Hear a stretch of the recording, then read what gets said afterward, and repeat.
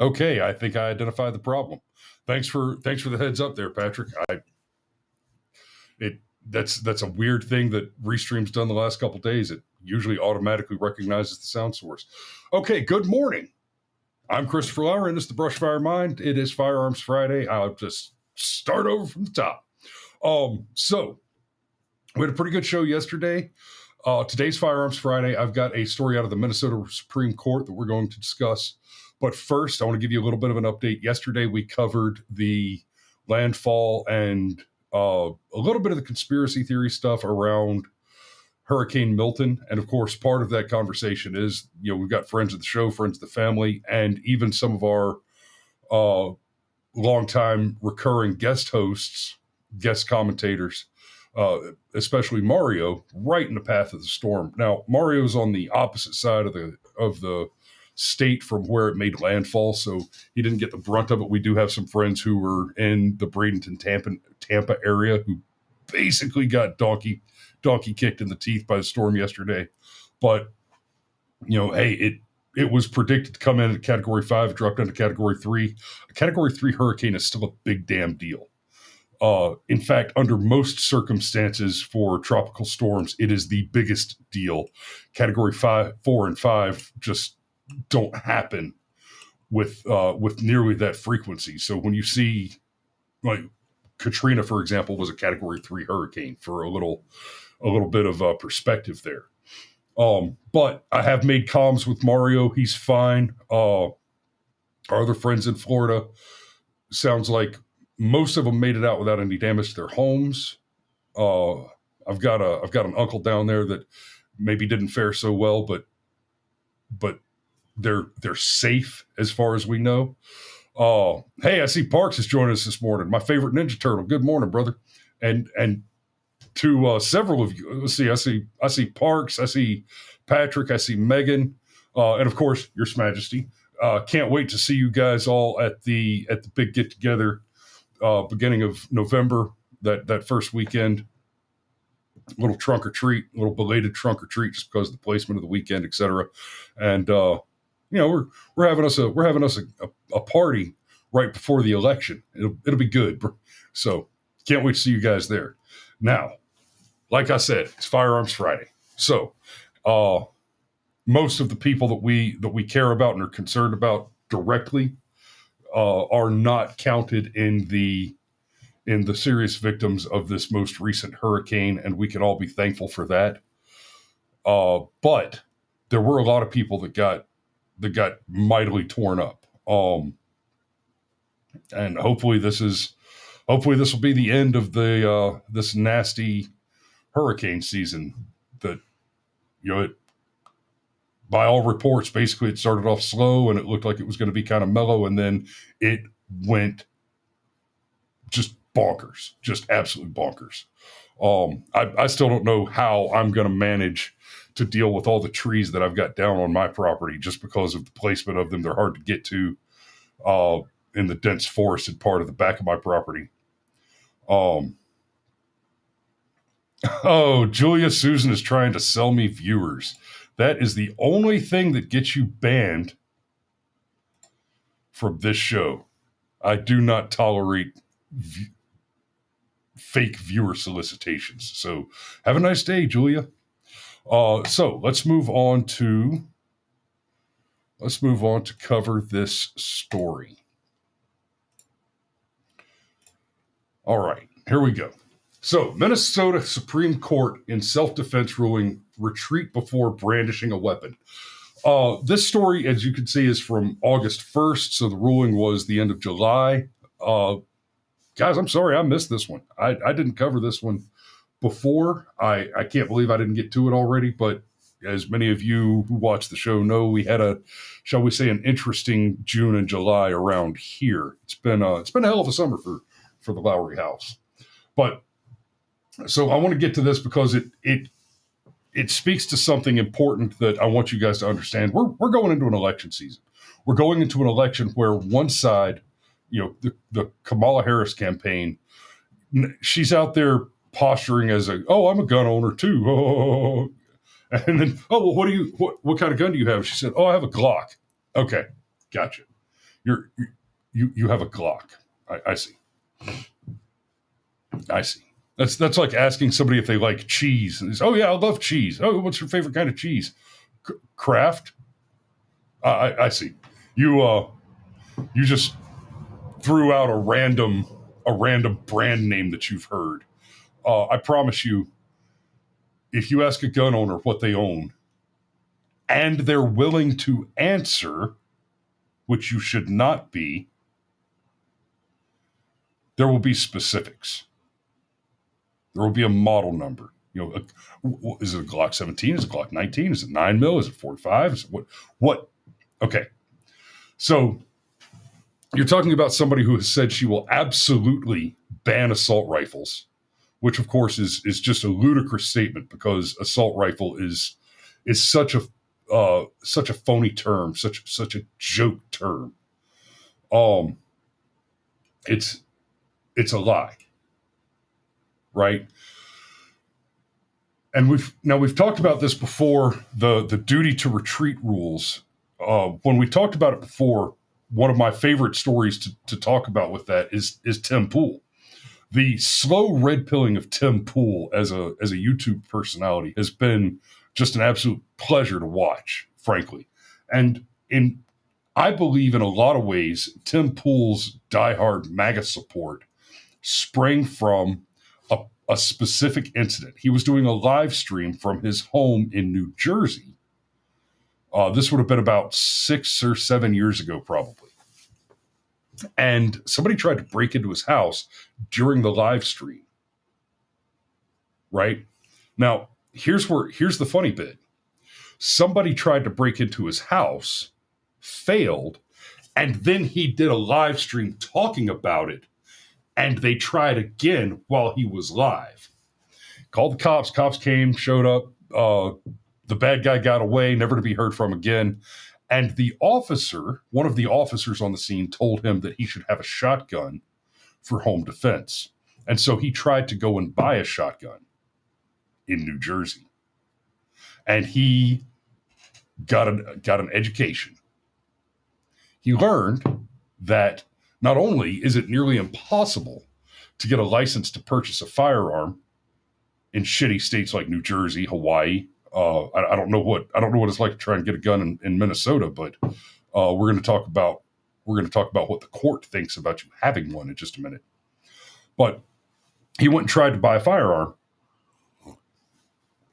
The restrictions were onerous. I'm not as up on firearms laws on acquisition and purchase in New Jersey, but for example, New Jersey is a may issue state, which in most cases effectively means shall not issue. Hawaii is also a may issue state, and so I lived in Hawaii, right? And in Hawaii, if you wanted to buy a firearm, you have to go to the sheriff's department and declare your intent to purchase a firearm, and they issue you a piece of paper, essentially a license to shop, that says that you have made that declaration. Then you can go to the dealer and purchase your firearm, which they do not have. They may have display models, but they will be ordering it and having it shipped in. Then you have to wait for it to be shipped in. And because it's Hawaii, it's not a part of the contiguous United States. It has to go through a customs process, etc. And then when your firearm is delivered to the store, you get a call from the store. And I forget exactly which order it goes in, but there's several steps. You have to go back and forth several times. I think the way it goes is first you go to the store and they give you a handbill, a receipt of sorts that lists the firearm's serial number, etc. And then you take that to the sheriff's department to show them that you take that with the original piece of paper from the sheriff's department, and you show it to them to say, hey, I was allowed to make the order. I placed the order. The order has come in. I intend to go and acquire my firearm and take it home.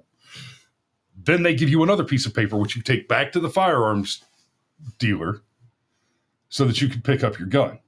At that point, once you take possession of the firearm, it has to be secured. It has to have like a trigger lock on it. It has to be in a locked case before you put it into your vehicle. And then once it's in your vehicle for transport back to your residence, you may not stop under any circumstances until you've gotten to your home and secured the weapon in a safe. And I mean under any circumstances. If you get caught driving from the gun store to your home and you stop for gas on the way, pull into the gas station, get out, pay at the pump, fill up, you never walk away from the car, that is a crime in Hawaii.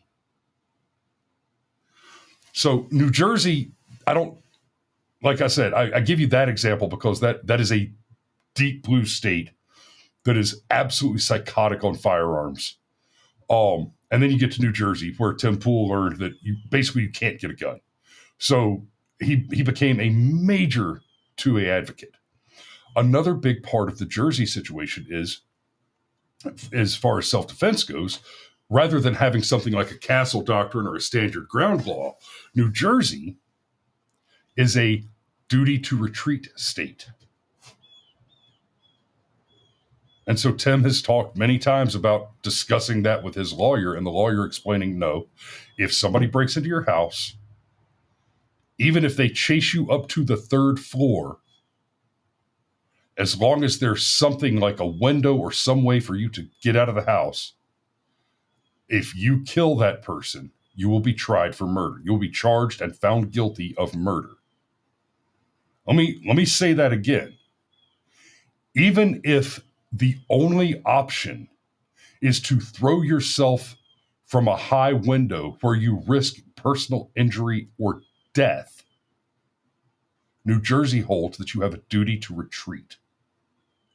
You have a duty to take onto yourself the risk of great bodily injury or death before you can use deadly force to defend yourself against an unprovoked criminal assailant who is likely intent on murdering you. That is the standard that is sought by the Democrat Party generally. They seek to disarm you. They believe that because we have law enforcement who carry firearms, that should be the only resort to violence available to a citizen whose life is imperiled. It's a bumper sticker slogan, but we say it all the time, and it's the truth. When seconds matter, the police are minutes away. Let me be very clear on this. The police are never, ever the correct answer when the question is, will you survive this attack? Not only is it the case that once you make that phone call, you have time that has to elapse, that it takes time. The call is received by somebody. Assuming that in the middle of your life-threatening situation, you can take a moment to make a phone call, 911 then has to contact the law enforcement agency, whether it's sheriff's department, police department, etc. Then that person has to contact, so they contact that goes to dispatch. Dispatch has to contact the officers. The officer, okay, how much time has elapsed now? 3-4 minutes? If you've never been in a firefight, let me tell you from personal experience, if you have never been in a firefight, 3 or 4 minutes is the fight. If you've been trading bullets for more than 2 or 3 minutes, you are not in a firefight. You're in a protracted siege. Right? After 3 or 4 minutes, you're not asking questions like, can I get away from that? No. If you're still in a firefight after 3 or 4 minutes, that's because you've both taken cover. And now you're starting to ask questions like, can I send a supporting unit to flank the enemy? Do I have enough food and water to last as I hold this position for several days? Because at that point, you are no longer in a firefight. You are in a protracted siege. You have gone from conducting a tactical engagement to conducting wartime activity. That's how firefights work. There are no firefights which extend for a period long enough for law enforcement to come and intercede on your behalf. More importantly, the Supreme Court has been very clear in several cases. You've got the Castellano? No. Damn it. Winnebago, Castillo, and there's a long list that we've discussed several times, but the court has ruled in many occasions that there is no duty of a police officer to defend. It is not that when you see the sign on the side of a police car that says to protect and serve, that is a lie. A police officer has no legal duty to protect you.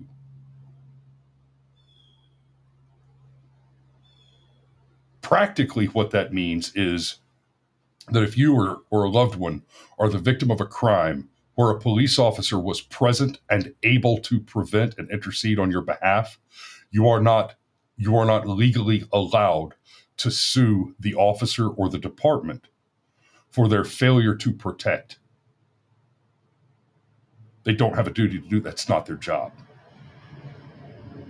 A police officer's only job is to investigate crime, arrest suspects to prepare them for prosecution, and to harass law-abiding citizens with revenue-generating activities like speeding tickets, traffic fines, etc. So in this case in Minnesota, this is a weird one. This is a bit of a weird one. The Minnesota Supreme Court on Wednesday affirmed a decision that one does not have the right to use deadly force in a situation where they feel threatened if they have the opportunity to escape. That's right. If somebody draws a gun and says, I intend to murder you,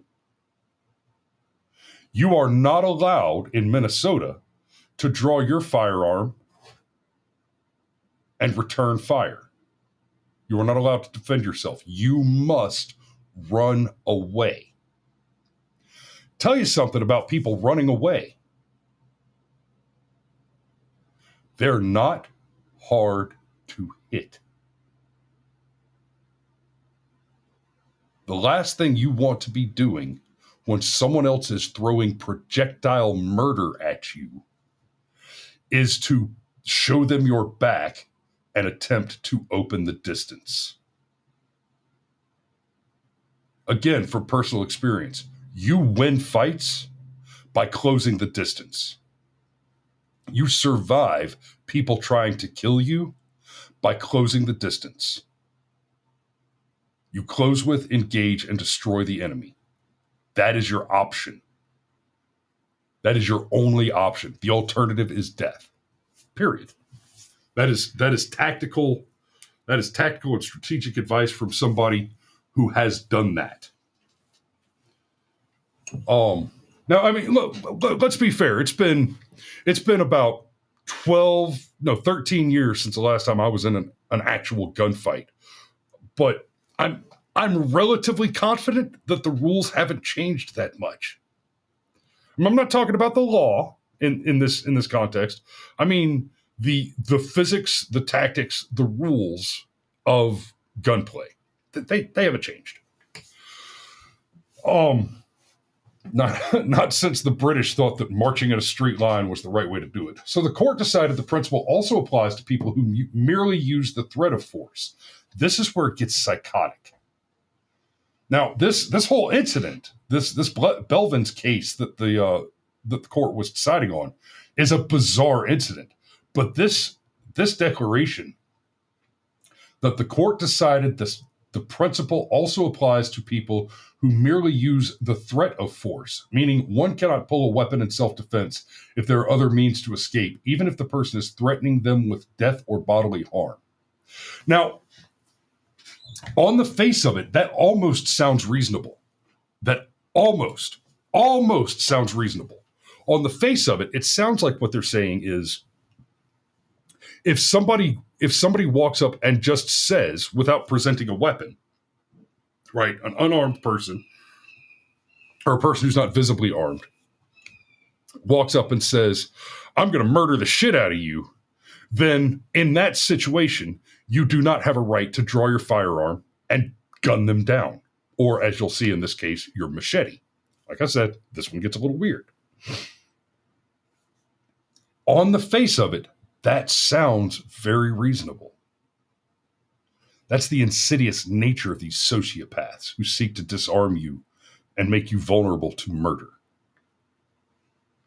On the face of it, the court decided the principle also applies to people who merely use the threat of force, meaning one cannot pull a weapon in self-defense if there are other means to escape, even if the person is threatening them with death or bodily harm.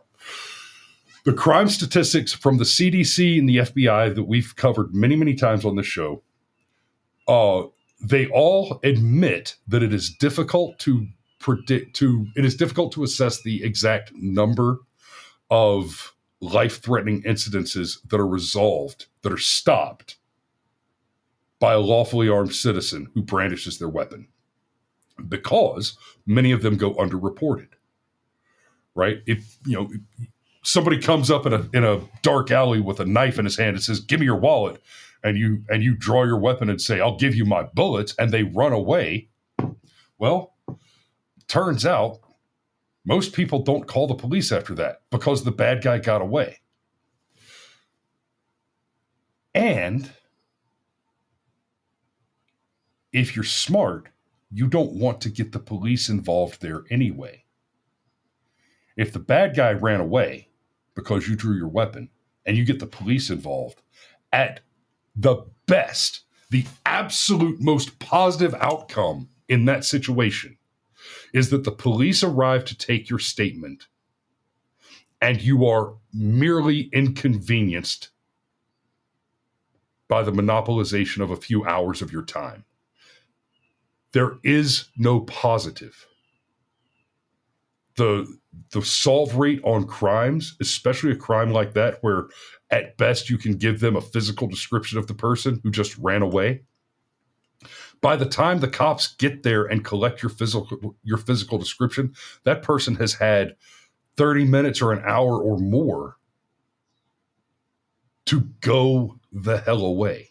They're not going to find him. It's not going to. The only way he's going to get busted is if he goes away from you and commits another crime. So self-defense numbers get woefully underreported simply because the police are not your friend. If you report that someone attempted a crime, they will not get caught, and you will at best be deeply inconvenienced. More likely, you will spend the night in jail. You will never see your firearm again. You'll have to buy a new one. And while the likelihood in a case like that is that the charges will be dropped, etc., you've just lost days of your life and a pile of money. There's no positive there. Now, back to the case. The ruling comes after Early Blevins was convicted of felony. This sentence is hard to even read because the concept is so psychotic. The ruling comes after Early Blevins was convicted of felony second-degree assault fear with a dangerous weapon for pulling a machete out on a light rail train platform in downtown Minneapolis. Blevins appealed his conviction, saying he had the right to defend himself.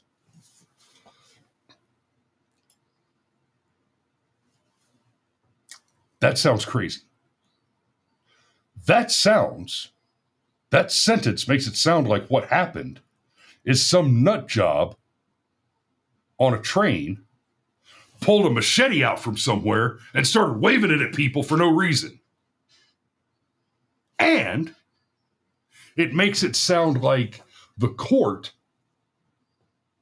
and the law believes that should be treated identically with actually murdering someone. See, Patrick, wait, what? Exactly, right? So the guy who's making the appeal on the conviction over which the court has just decided that you do not have, or that you have a duty to retreat, the sentence reads like this guy just pulled a knife out, or just pulled a machete out of nowhere on a train and started waving it at people, and that's what he was arrested and convicted for. Now, I can actually see where it sounds very reasonable that if somebody in public just pulls out a machete and starts waving it around, okay, maybe that's not something that we should want people doing. Okay, that sounds incredibly reasonable. What did I say just a minute ago? That's the insidious nature of what these sons of whores do to you, is they try to make it sound in a very narrow sense, absolutely reasonable. But wait, there's more.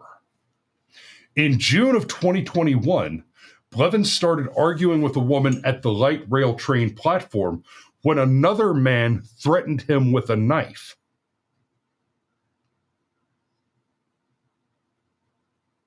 Oh, now that seems like an important piece of information that was cleverly excluded from the paragraph about the Blevins case. That sounds like an explicit statement that someone else introduced a deadly weapon, and that's when Blevins retrieved his own weapon. Now, don't get me wrong. Like I said, it's a weird case. It's a crazy case. Don't get me wrong. It seems strange to me that a man is on a public train with a machete. I can imagine I guess I can imagine some circumstances under which that's very reasonable. You live in the city and you're wealthy enough to live in a large house with an overgrown garden, and perhaps you took public transit to go to Home Depot and acquire a machete that you're going to use to do some yard work. Okay. I can see a line of reasoning that makes that sound very reasonable also, but it still seems strange that this guy has a machete on his person where he can draw it out. And hey, don't get me wrong, I'm okay with it. If you want to live your life day to day, walking around wearing a pistol on one hip and a Bowie knife on the other, go for it. We don't know anybody like that around here, though. But in all seriousness, I mean, okay, I don't walk around with a machete or a cavalry saber on my hip all the time, but I'm never in public without my daily carry and probably two knives. I've got a basic little pocket knife and a multi-tool. I always wear a multi-tool. And that has saved my skin more times than I can count. Just having that multi-tool and a pocket knife handy. And I'm not talking about, I'm not talking, in that case, I'm not talking about, like pulling it out and using the pliers and the multi-tool, like, oh, back off, you son of a bitch, or I'll pull your gold teeth out. Rawr! Right? No, I mean, just having tools on hand. So, yeah, I've always got a gun and two knives, right? Saved my life in regular day-to-day life, little stuff on the side of the road, in the woods, just being on a film set and needing a screwdriver without having to go look for one, right? And it saved my life in combat, having to get an armored truck running after a roadside bomb so we can DD Mao. Sometimes that shit just has to happen, and if you don't have tools on hand, that's not it. Unverified says his brother machined him a credit card multi-tool that he's carried for years.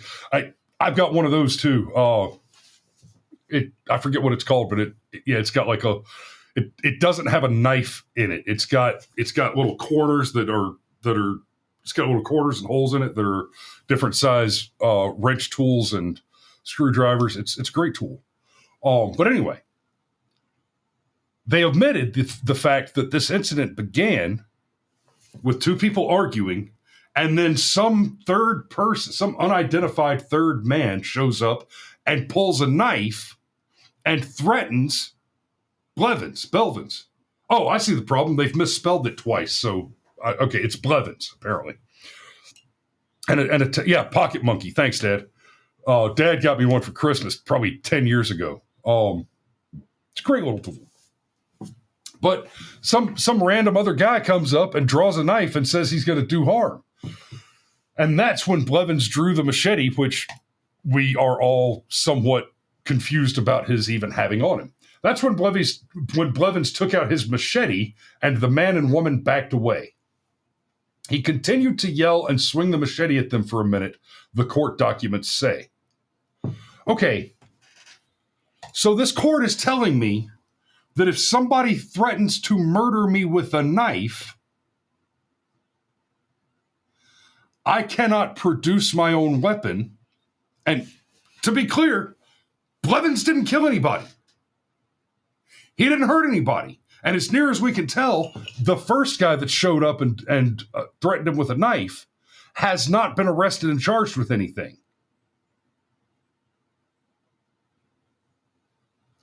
So when the story starts off, well, Blevins is trying to claim self-defense after pulling a knife on a public train. Oh, well, it was a machete. Oh, it was a machete. What the hell is this guy doing with a machete on a public train? No, whoa. Somebody else pulled a knife first. Even if it's weird that Blevins had a machete with him,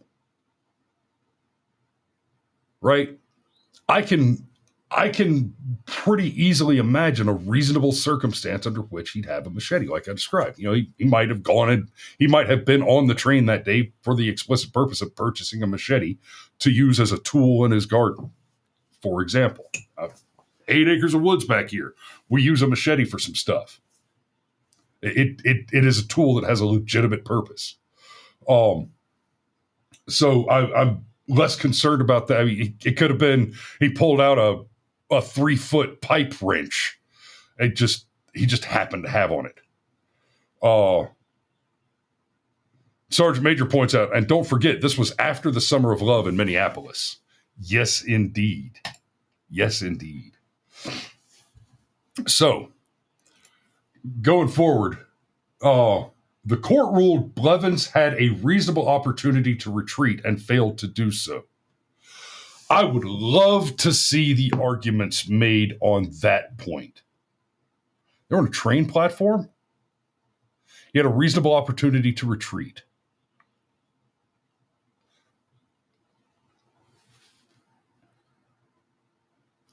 Retreat is never a reasonable answer. Okay? Retreat is never a reasonable answer. One chooses tactical retreat when all other options are depleted. Because what you are doing when you choose to retreat is you are saying that the extremely high risk that I will be unable to retreat once I begin the process is less certainly damning, is less certainly dangerous than the option to stay and fight. Right? You're pinned down by an ambush and returning fire you're returning suppressive fire to try and keep the enemy covered so that they can't get a clean shot on you. When you choose to stand up and run, you have just presented a target. That basic principle applies to every application of retreat. For example, look at the Afghanistan pullout. That was a mass-scale tactical retreat, and it was an abysmal failure. Why? Because choosing to retreat, choosing to withdraw from the fight without finishing the fight is turning your back to the enemy. You are presenting to them a clear target and attempting to escape. You can never trust a person whose intent is to cause you harm with the exposure of your vulnerability. They seek it explicitly. That's the point. So, this idea of a duty to retreat is essentially what you're doing is you are surrendering. You are when you attempt to employ a retreat, what you're doing is you are surrendering to the enemy in a way that you are attempting to extract the minimum loss scenario from an unsavable situation. Right? So, like, foot patrol, hasty ambush, you get hit, you take cover. You return fire. If at all possible, you break off a squad to flank.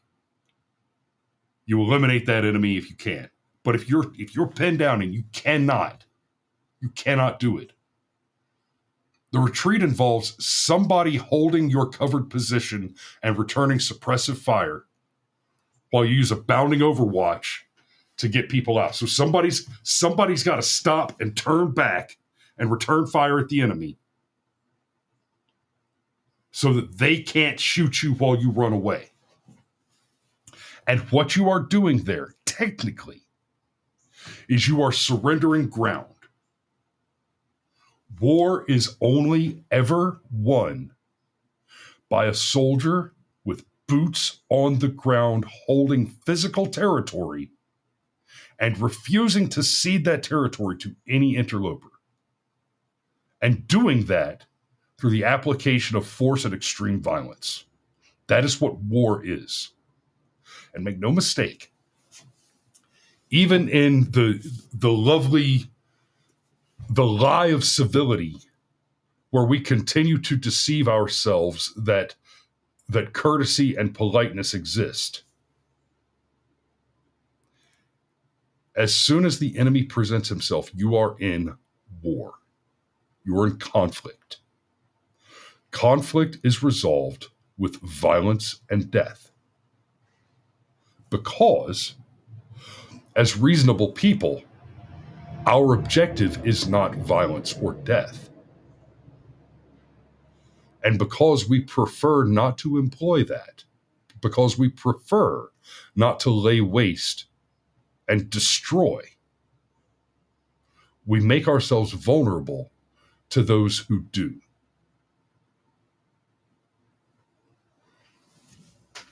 This is just psychotic. The idea that you have a duty to retreat when your life is threatened. Retreat is a last resort, always and everywhere.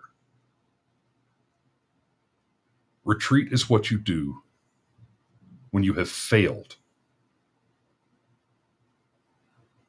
Retreat is surrender. It's quitting.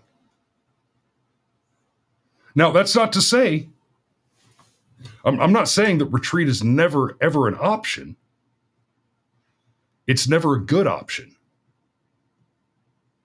At best, it is the worst. At best, it is the least bad option.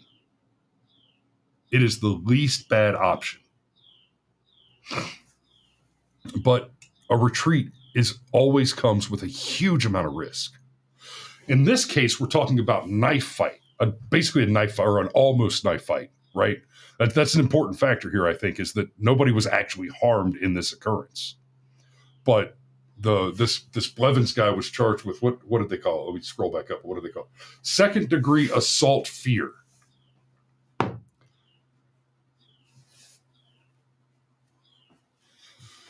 At a minimum, the other guy should have also been charged with the same thing, right? I mean, if these charges are reasonable at all, then 14th Amendment, equal protection under the law. But let me tell you something about knife fights. We've had police officers come on the show and talk about this in the past.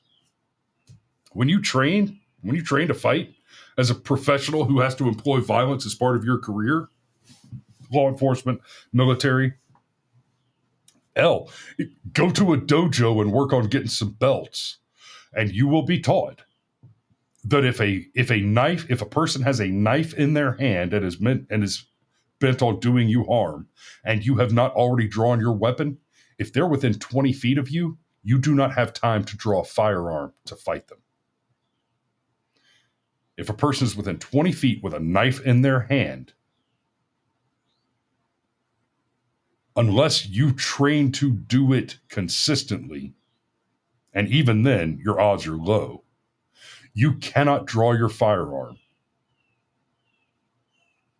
and protect yourself from somebody with a knife at close range. It's just not an option. And please believe, until you start talking about big weapons, until you start talking about, until you're into basically 45 caliber and over, at a minimum, you would rather be shot than stabbed. You're better off being shot in the chest than stabbed in the chest, or shot in the gut than stabbed in the gut. Knife wounds are nasty. A bullet wound is a hole. Until you get into some of the bigger rounds or specialized ammunition, frangibles, etc. A basic bitch bullet wound sucks. A knife wound, and I mean that literally, it sucks. It's sucking chest wound, right? That's when you got to stab a ballpoint pen into somebody like they do in the movies, right? Because that actually works. You don't ever want to have to do that shit. But Parks says John Wick could within 20 feet. Honestly, Parks, I've watched the videos from Keanu Reeves training for those stunt shoots, and his shit was as legit as us doing shoot houses back in the day. Like he does some legit ass shoot houses. The only thing he doesn't have that we did is active tactical engagement in the shoot houses, where he's got an actual op for, because it was all choreography stuff. But his marksmanship, his draw rate, his exchange rate are freaking phenomenal. Anyway, conversion rate rather are just phenomenal. He's actually really impressive. I won't say that Keanu is an impressive gunfighter. He is an impressive pistolier. But yeah, once you're within that very tight distance, you can't draw your weapon fast enough to make it happen. A knife wound is either a slash where obviously you're talking about a much larger amount of damage across a much larger area than a gun, or it's in and out. And out's a big damn deal. In, that's bad. You're hurt. Bad. Out, now you're leaking. Right? I know I've got a bunch of veterans watching right now. Let me know in the chat if you guys had an experience similar to this. When we did the bayonet training range in basic, of course they give you the safety brief. And part of the safety brief is when you're running with when you take this rifle with a knife tied to the end of it and are running, if something stupid happens, you trip over your own feet, whatever, and you fall on your bayonet and stab yourself, which is a thing that can happen. And that's why we train and we start off slow and we go faster. So you believe it or not, there is a whole there. Well, I think they actually got rid of it. But when I went in, we still did bayonet training. And there was a whole day dedicated to training with the bayonet. And part of the safety brief was, if you happen to fall on your blade, do not attempt to remove the blade from the wound. Because if you remove the blade from the wound, well, now you've just opened the wound. The blade may actually be plugging the hole. It may actually be now that it's in and the damage is done, you want to let the surgeon remove the foreign body so that they're prepared to stop the bleeding that's caused by the weapon coming out. And don't forget that part of that is you got a knife wound. You got a knife wound, right? As it's coming out, it's not just pulling straight out. That blade is also cutting more. It's not just unplugging the hole, it's opening the hole wider. But wait, there's more.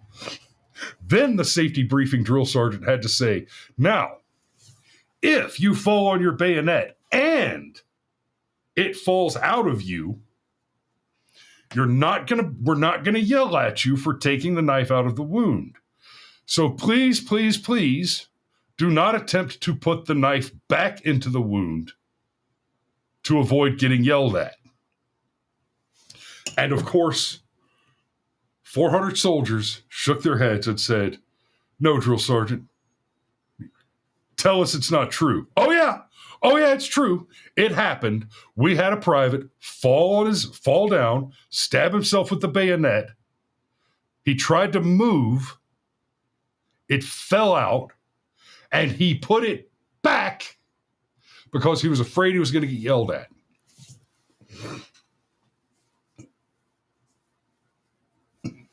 Just so there's your closing anecdote. That's your safety brief. That's your safety brief for today. If you get attacked by a psychopath with a knife, first, don't let him stand. Well, okay. If you're ever in a knife fight, Sensei Bouchard taught me this back in 1995. A knife fight begins with one hard and fast rule that you have to understand if you're going to get through a knife fight. Plan on getting cut. If you win a knife fight where you both have a knife, you're still going to need stitches. That's just guaranteed. If the enemy manages to stick his knife in you, and you get it, and you can get it away from you, leave it in there, and then you don't put it back if he pulls it out. So, it is Friday. We're going into the weekend. I hope you guys are safe out there. Chainsaw safety. Don't fuck around out there. I've been doing a lot of work with a chainsaw out here, but understand you need to pay close attention to how the trees are laying before you start trying to clean up that debris. Shit can be spring loaded, and when you're talking about like what I've got back here, big ass live oak, a spring loaded branch will ruin your day. That is a mule kick on steroids that you are not ready for. So safe. Be safe. Pay attention to what you're doing. And yeah, don't drive drunk. Don't fry bacon naked. Y'all be safe this weekend. We love you, and we will see you Monday. Taking tomorrow off. Ha ha.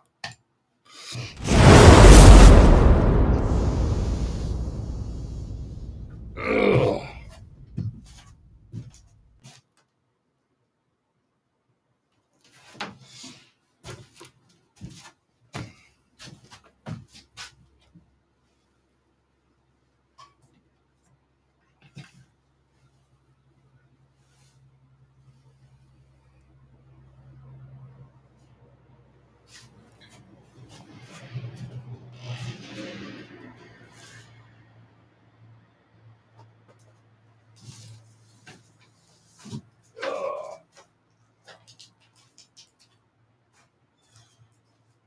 Oh, I need to actually end the broadcast on it.